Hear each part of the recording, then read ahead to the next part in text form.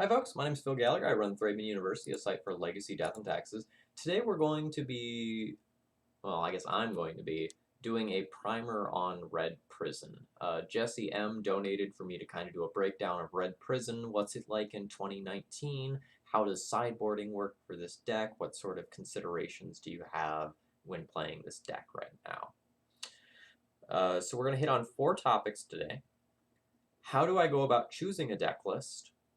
What sort of types of deck can I choose from? How do I go about figuring out how I should sideboard and approach in matchup? And then what sort of considerations does the deck have moving forward into the future? If you are looking to skip around to specific portions of the video, I am going to put the timestamps below in the video so you can skip directly to whatever portion you're thinking about doing. So, part 1. Choosing a list. When you're going and deciding to play Red Prison for an event, it is very much a metagame deck. Red Prison isn't necessarily always going to be the best choice, but when the time is right for this deck, it's very well positioned. Back a couple of months ago when I won one of the Legacy Challenges with Red Prison, it was the easiest tournament I ever played in because I just had like the right deck list for the weekend. It was just the perfect time for Red Prison, and it was just super well positioned.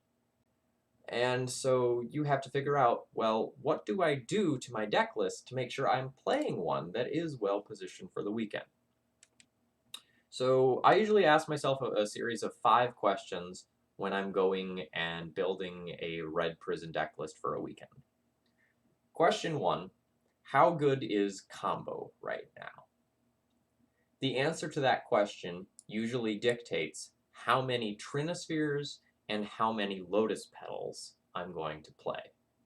More on that in just a minute. Question 2, how many large creatures are seeing play? In this deck list, I consider a large creature to be anything that has greater than 4 toughness, because that's the point at which I really can't answer it anymore. Chandra's Minus deals 4 damage. Fiery Confluence can deal 3 to everything. And many of the sideboard cards like a Braid deal 3 as well. So when things hit 5 toughness, this deck really fails to be able to answer them cleanly. So for a short list of creatures, we're talking about things like Tarmogoyf, Gurmag Angler, Reality Smasher, and Merit Lodge. So when I ask myself how many large creatures are seeing play, that provides me the answer of how many Bridge from Belows do I want to play. Note, the Bridge from Below math has been complicated recently by the addition of Karn the Great Creator, who often incentivizes you to put one of your ensnaring bridges in the sideboard. We'll talk about Karn versus non-Karn deck lists in a couple of minutes. Question 3. How many small aggressive decks are there out there? By that I mean things like Delver, Burn, anything that is trying to get me dead quickly via creatures with less than 5 toughness.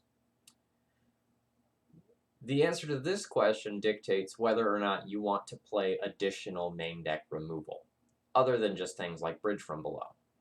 If you see a lot of Delver decks running around, you need to start considering things like a Braid and Pia and Kieran Nalaar that can take those extra bodies off the table or buy you a little bit of time in some other way. The next question I ask is, how greedy are the mana bases of the format right now? And specifically, I'm caring about the number of non-basic lands that are being played in these decks, and the number of basic lands that these decks are playing. That dictates the number of flex slot moon effects that you play. About 4 Blood Moon and 2 Magus of the Moon become stock, but you can play up to 2 more Magus of the Moon and up to 4 more Blood Suns as well. So when mana bases get really greedy, you can consider playing extra moon effects. But when people are running around with a lot of basics, that's maybe not the most reliable way to go and win a game. Then the final question I ask is, how many control decks are there right now? And when I ask that question, I'm not necessarily referring to things like Death and Taxes, but I'm referring to blue control decks that Planeswalkers are very good against. So the slow blue decks, Miracles, Grixis Control, four-color control, Check Pile, things of that nature, those decks historically have a hard time pressuring Planeswalker because most of their creatures have 1 or 2 power. So in those sorts of formats, extra Planeswalkers either in the main deck or in the sideboard become much more powerful. So again, when I'm thinking about choosing a list, I ask myself 5 questions. How good is combo right now? That influences Trinisphere. How many large creatures are around? That influences Bridge. How many small creature decks are around? That influences main deck removal. How greedy are decks? That influences flex slot moons. And how many control decks are there? That influences the number of Planeswalkers that you're going to want to play. All right, part 2. What sort of types of deck lists can you play? I'm going to highlight 4 Red Prison deck lists here. In reality, there are way more than this, but these are kind of like the 4 conceptual ones that I tend to think of. So, Type 1 is a Lotus Petal-based build. If combo is very popular, then maxing out on the number of Trinispheres that you're playing in the main deck is a great idea, as is accelerating these things out via Lotus Petal. So what this deck list is trying to do is power out a lock piece as soon as possible. You lose a little bit of endgame. Notice that you're not seeing something like a whole bunch of extra like Karn the Great Creators here or anything like that. You lose some endgame in return for better early game. So if everyone is on, Ant, Reanimator, and decks of that nature, this is a great place to be. So the downside of one of these decks is you would lose some of your ability to grind as the game goes long. So this is a deck list that is more all in on your initial sort of 7-card hand or whatever you end up keeping after the nice London Mulligan. While this deck list does have a little bit more acceleration, it does also mean a Force of Will, Force of Negation, Force of Vigor that answers your first lock piece will be a little more devastating than in a traditional build. The second one is kind of what I think of as the traditional 8 Rabble build. And by 8 Rabble, I'm referring to Goblin Rabblemaster and Legion Warboss. This is really what most of the deck lists looked like in the days prior to Karn getting printed. So essentially, the deck list has the traditional stuff and then just a lot of no-nonsense cards. You usually end up maxing out or very close to it on Trinisphere and or Bridge, and then you usually end up with 1 or 2 extra 4-drop flex slots in these decks. So this is where you usually get either Hazaret or Pia in Kirin Dalar. So these decks are looking to play one of these cards early after deploying a hate piece and try to ride them to victory. They are a little bit more physically aggressive, and for the versions that don't decide to play Bridge here, they'll often play, say, another creature and another Fiery Confluence or 2, or sometimes this is where you would see some flex slots Planeswalkers, like you might see one of the other Chandras, you might see a Koth or something like that in these slots. Also, not Karn the Great Creator, but Karn, Scion of Urza, often sees play in this style of deck list, with your strategy being, I'm going to just minus it twice and make 2 Karn Struct tokens and hope that they can bash for a lot of damage. These deck lists historically have performed very well. The third type of Red Prison deck list is one that you might want to consider when a bunch of Delver is running around, and that's something that has main deck removal. Red Prison's sort of in a weird spot in terms of removal because normally you don't play a lot of it. So like if we go back to that previous build, as far as real removal goes, you have Chandra Minus and Fiery Confluence to sweep the board in the main deck. You're not really looking to remove creatures. You're often looking to just beat through them or win before the opposing creatures really matter. But if everyone is playing, Delvers and Stone Forges and Mother of Runes and things of that nature, having some extra main deck removal can be really useful. So the biggest issue with playing main deck removal is that it's very frequently dead. So when you just get paired up against a matchup where like the card isn't good, you can use it as Chrome Mox fodder, and that's about it. And if you're playing something that has, say, main deck Abrade and Ensnaring Bridge, sometimes that card is going to get stuck a little inconveniently in your hand, or you have to kind of use it suboptimally to just get it out of your hand. The upside is that you less frequently just get delvered or just get destroyed by some initial creature that's played out on the board before you can kind of stabilize and do your own thing. The issue with playing main deck removal, I should say, like the other issue with playing main deck removal, is that if you're playing something flexible like Abrade, it doesn't necessarily kill everything. And to start killing everything, you start having to get cute, and you start having to like playing something like Roast or something like that that does more damage but is less flexible, or maybe loses out on like being an instant or something like that. And the lack of flexibility is sometimes why you end up seeing, or sorry, let me rephrase that. You often end up seeing cards like this because they are flexible.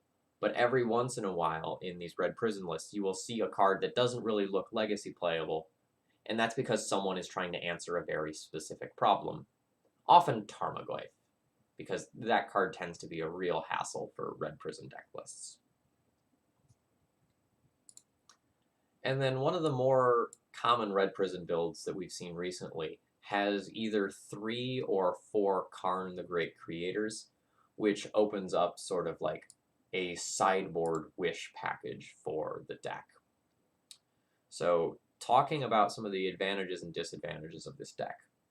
Karn the Great Creator does basically nothing to the board when it hits play. If you look at these abilities, there's nothing here that protects itself. There's nothing here that removes a creature from play. So if you're playing Karn into a board that already has a bunch of creatures, well, it's just going to die. Maybe you'll get to tutor for a bridge, maybe that bridge gets countered on the way down and it doesn't do anything. So Karn's very bad when your opponent already has a bunch of stuff on board and they can like kill the Karn before you really get to like minus it twice and get a good amount of value out of it. The benefit of Karn is that it's a soft hate card for many decks. Some decks like Ant or Death and Taxes or Bomberman really can get tripped up by this thing being in play, because it stops your mana production, it stops your combo piece, it stops key cards like Ether Vial and Equipment from taking over the game.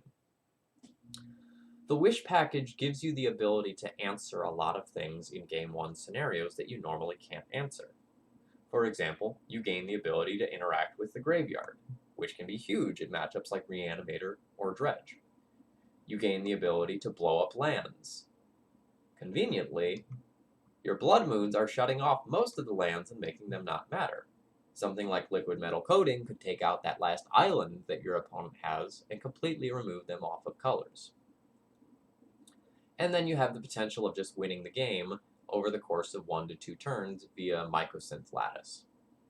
Some Red Prison decks will play a Lion's Eye Diamond in the sideboard so that you can Karn minus Wish for Lion's Eye Diamond, immediately crack your hand, and then go and get Mycosynth Lattice to win the game.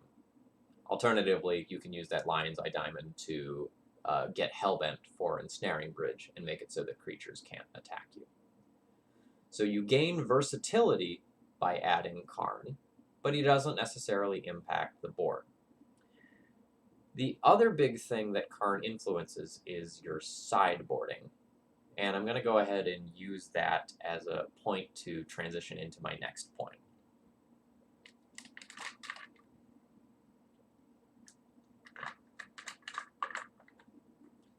If you are playing a version of Red Prison with Karn, you basically don't have a sideboard. And I know there's still 15 cards over here, but if you look at this, most of these cards need to stay in the sideboard as wish targets. These only come in very specific matchups. What that means is realistically, you often just end up with a 5 or 6 card sideboard worth of things that you can realistically bring in for matchups. That means that if you're playing a Karn the Great Creator deck, and say Chalice and Trinisphere are very bad for the matchup, you have very limited options on what you can actually bring in. And there often ends up being quite a bit of tension in how you sideboard. If you're playing a Karn the Great Creator build, you often leave in suboptimal cards for the matchup so that you can wish for cards that are good. This is part of the reason why Chandra Awakened Inferno has been really good in the sideboards of Red Prison. It's a very flexible card that can get sideboarded in a whole bunch of matchups, even if it's not necessarily the best thing in the world, and it can help you go and fill some slots. And then you start running into some strange questions as well, where you have to start asking, okay, I'm playing against Reanimator. Do I sideboard in my Tormod's Crypt? Do I go and leave that in the sideboard so that I can wish for it when I get to 4 mana, so that I have a very consistent, potentially turn 2 or 3 source of Tormod's Crypt? Or do I want to play that as a turn 1 play if I happen to get it in my opener? Karn really complicates your sideboarding quite a lot, and the versions that have versus don't have Karn tend to board very, very differently.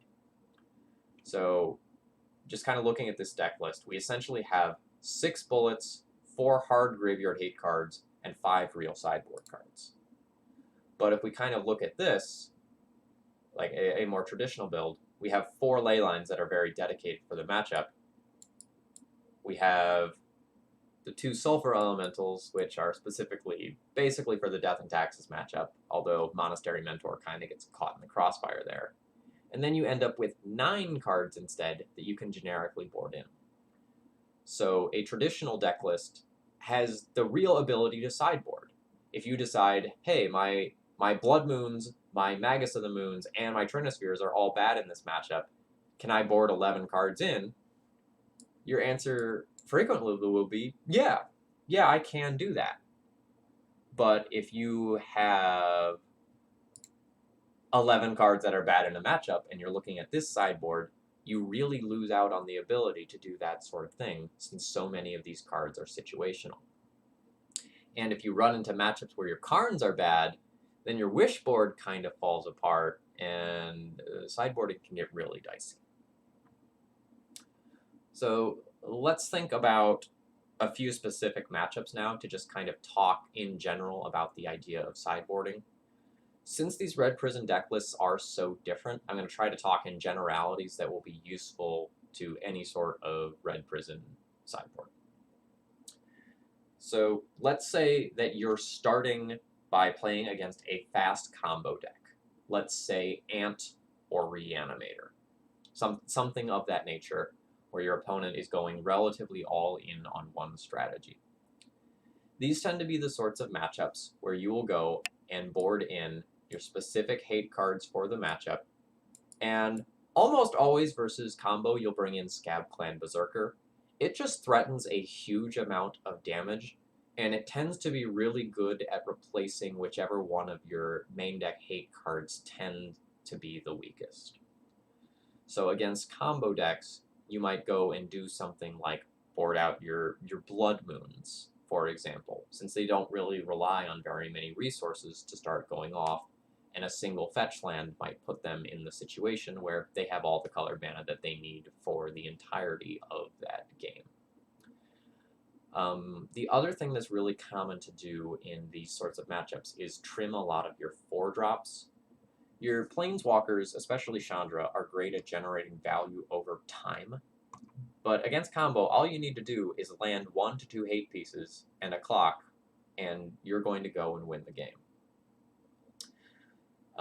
The biggest concern you have against combo is really this sort of like Tormod's Crypt, Sorceress Spyglass sort of situation, where you need to decide, am I boarding in this hate card, or am I leaving it in the board to wish for Karn? Another thing to keep in mind for these combo matchups is that if you board out one of your pieces, one of your hate pieces, you do have the ability to wish for that. And that's something that I think people forget frequently.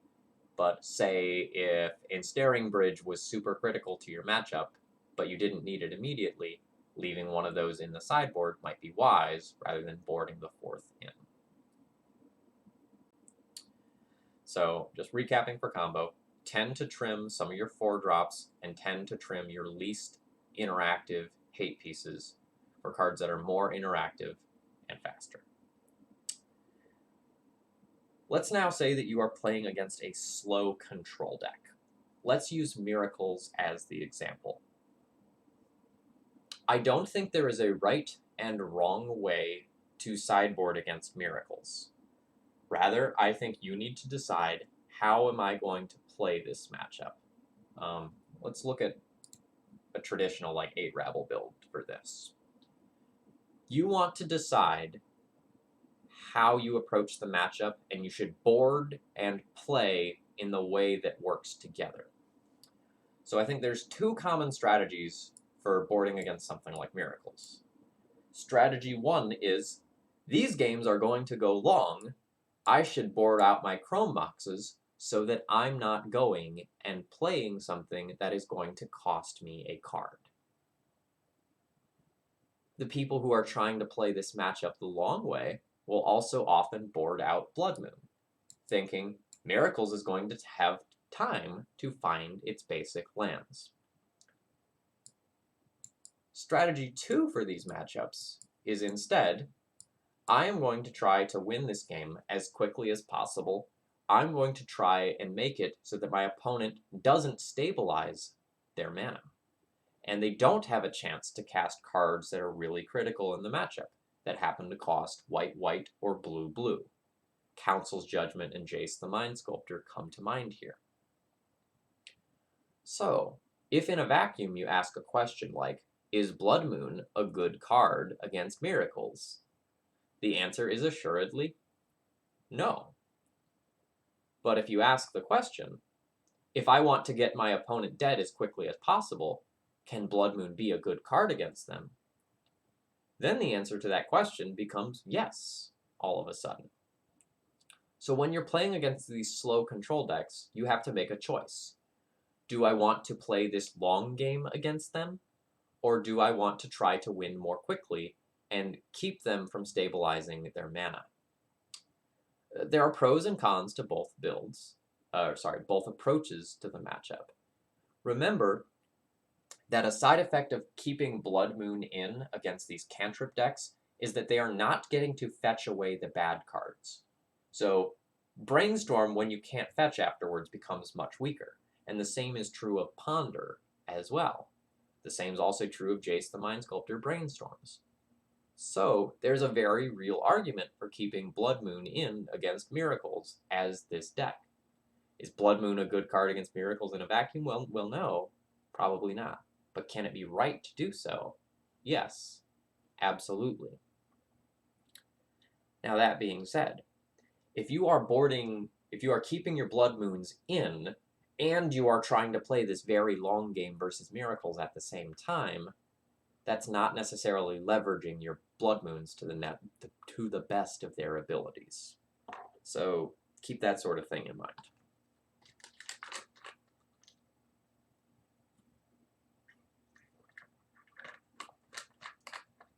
As far as what would come in against these sorts of decks, usually you're looking for things that can generate value over time. So any additional Planeswalkers named Chandra, Awakened Inferno that are in your sideboard, those should get right in there.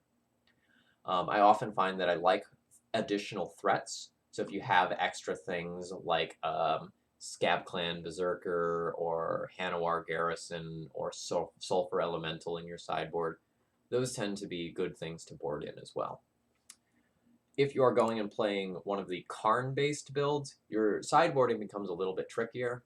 because you have a handful of cards that are like very clearly supposed to come in, and then you have some cards like Sorcerous Spyglass that it's much harder to decide on. Because this card can be very powerful if played on turn 2 or turn 1 and shutting off fetch lands, but at the same time, leaving it in the sideboard so that you can wish for it is also an option. So again, when you board against these decks, decide what your play pattern is going to be ahead of time and build your board plan accordingly. All right. Next up, let's assume that you're playing against some sort of like Stoneforged Mystic and Swords to Plowshare deck. Something like Death and Taxes or something like Stoneblade. I lump these into the same category because the primary concerns are the same. Again, this is going to be one of those matchups where how you choose to approach it influences how you're going to play this matchup and how you're going to board. So, concerns for these Stoneforge Mystic matchups. If your opponent plays a Batterskull, a 4/4 lifelinker with Vigilance, and you have a 1/1 red goblin token that has to attack every turn, your opponent attacks with that Batterskull, gains 4 life. You're forced to attack with the goblin, they gain 4 more life.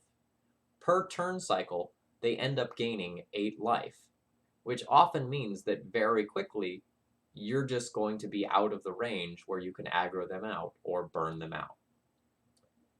So, against these decks, the choice that you have to make is, am I going to keep in Goblin Rabblemaster and Legion Warboss, or am I going to board them out?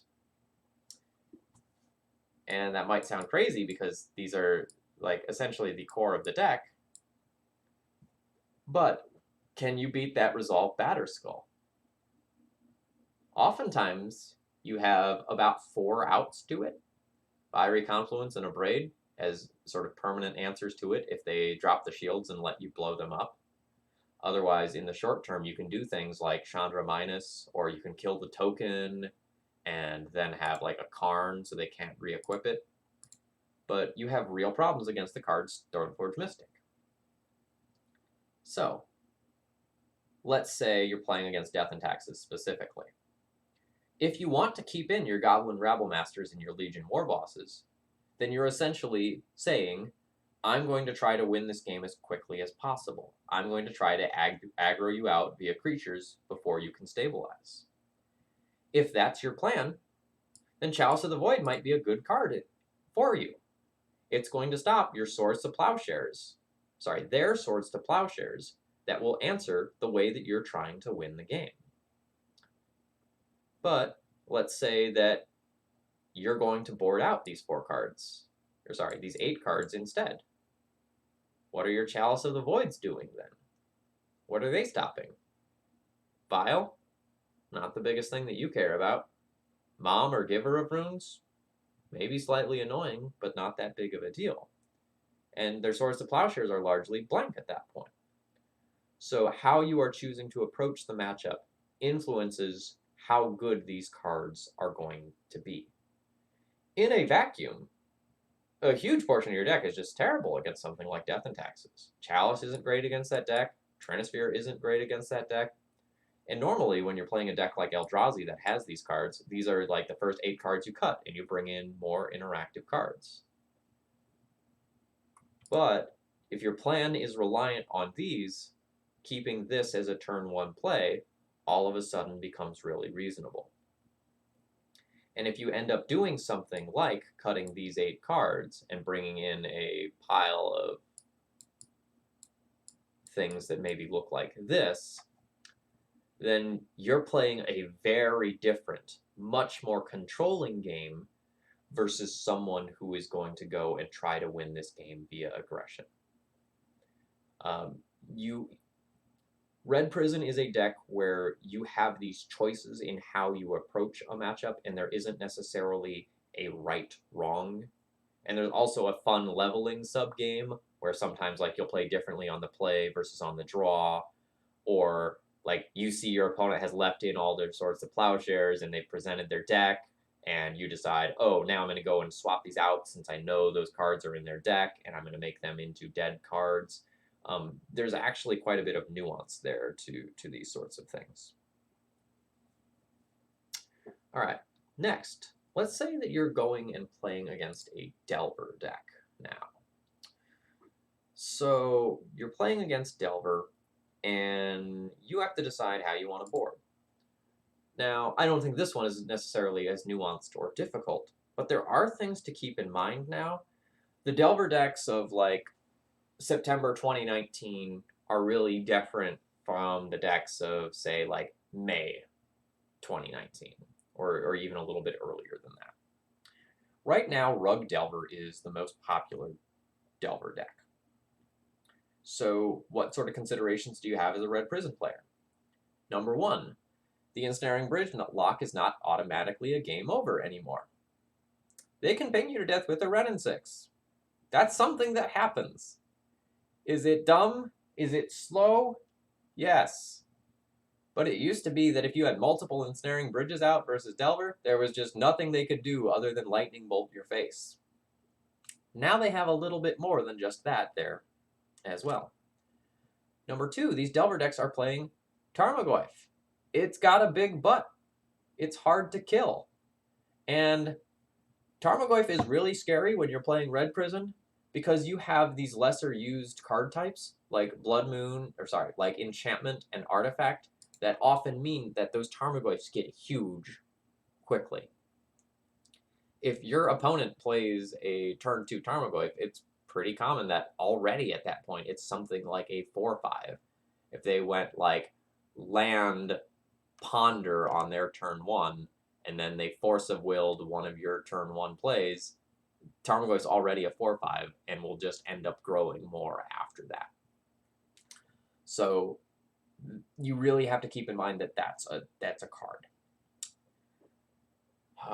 The other thing is that for not so much sideboarding, but for matchup approach, it used to be that like you could just make them have it with Red Prison, especially when you were on the play, because they had exactly 4 Force of Wills that you cared about.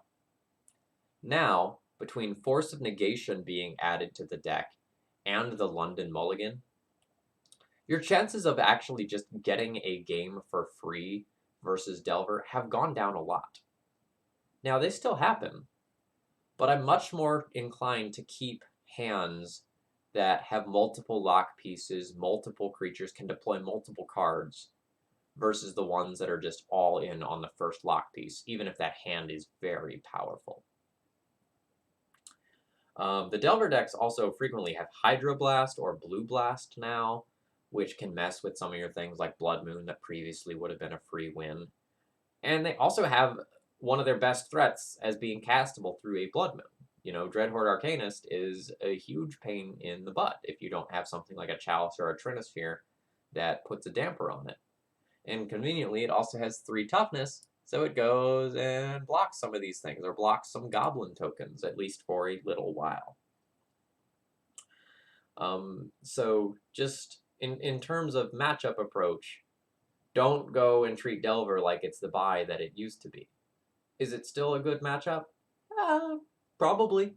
I don't have the data to necessarily back that up, but it's definitely closer than it used to be, and you very much can lose that matchup. So board in any additional removal that you can, and be wary of keeping these all-in hands against them now.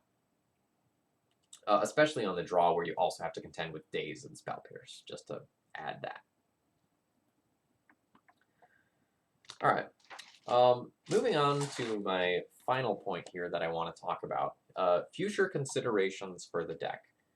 I'm recording this video on September 27th, so keep that in mind in terms of date. These are things that are sort of very specific to the deck right now, whereas most of the stuff previous was sort of general theory.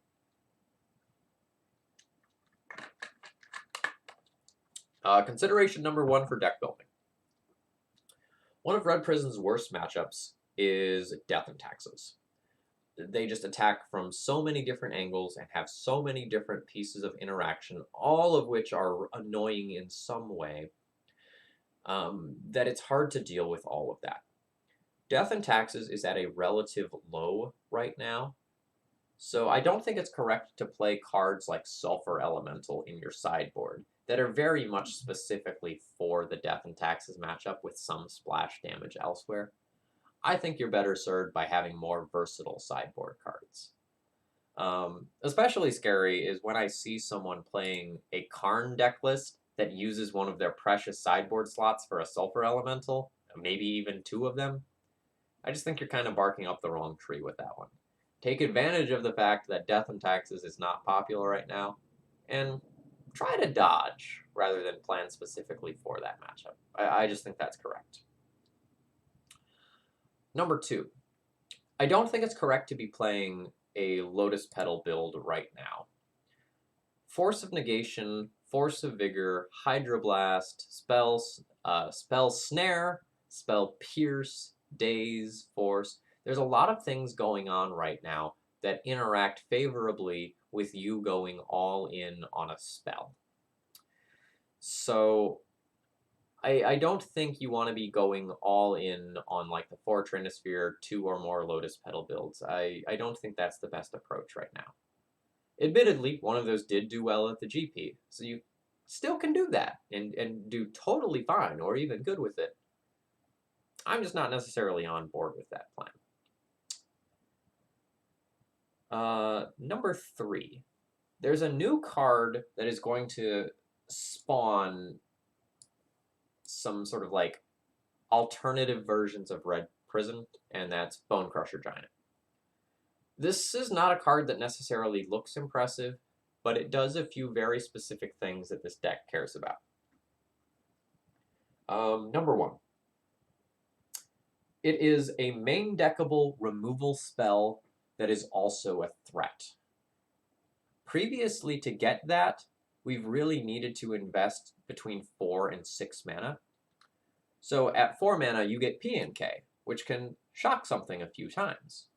And that's very good removal, but it's a huge initial investment. Otherwise, you end up playing something like an Abrade that's not necessarily flexible and dead in many matchups.